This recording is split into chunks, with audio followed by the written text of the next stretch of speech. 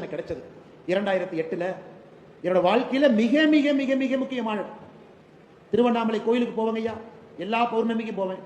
200 ரூபா பணம் கொடுத்து ஏதாச்சும் ஒரு ரூம்ல வாடகை கொடுப்பாங்க. ஒரு சாதாரண ஒரு பாய் இருக்கும், அதை போட்டு படுத்து தூங்கிக்குவேன். அதே திருவண்ணாமலைக்கு இன்னைக்கு போனா கட்சிக்காரன் வராங்க, அன்னைக்கு வாங்கினே அன்னை விஐபிக்குள்ள போலானே, அன்னை இந்த சிறப்பு தரிசனம் இருக்குன்னு முன்னாடி போய் நிக்கலாம். அதே திருவண்ணாமலையில எத்தனையோ கிரிவலம். இன்னைக்கு எனக்கு பிடிச்ச விஷயம், சாதாரண மனிதராக ஒரு பாயை போட்டு 200 ரூபா ரூம்ல கொடுத்தீங்கன்னா குளிச்சுட்டு சாப்பிட்டுட்டு சிவனை பார்த்துட்டு வந்த எல்லா பௌர்ணமிக்கு தவறாம என்னை உருவாக்கியது, என்னை செதுக்கியது அந்த 12 மாதம்.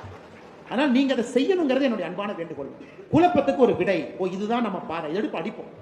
எனக்கு எல்லாரும் குழப்பத்தில் இருக்கு, உண்மையை சொல்ற குழப்பத்தில் இருக்கிறேன்.